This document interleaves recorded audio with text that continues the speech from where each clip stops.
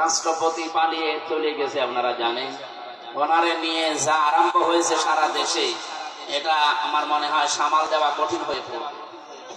এই জন্য যারা দায়িত্বে আছেন সাবধান। বহু আসবে এই আশায় যারা বুক বেঁধে আছে, আমার মনে হয় তাদের এখান থেকে শিক্ষা নেওয়া দরকার। যে রাষ্ট্রপতি যদি পালিয়ে চলে যায়, বহু আসবে আবার কার আশা?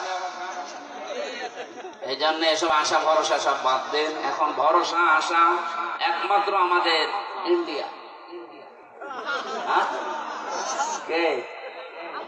আল্লাহর উপর। যা আরম্ভ হয়েছে আল্লাহ ছাড়া আমাদের কোনো গতি আছে? সুতরাং বাংলাদেশ জামাত ইসলামী একটা মাসলুম দল। আপনি মন খারাপ করেন আর আপনি খুশি হন, ওইটা আমি দেখি না। আমি যেটা বাস্তব দেখছি এইটা বলছি। এই দলটা মাসলুম দল না। এই দেশে এই 54 বছরের ভেতরে বিশেষ করে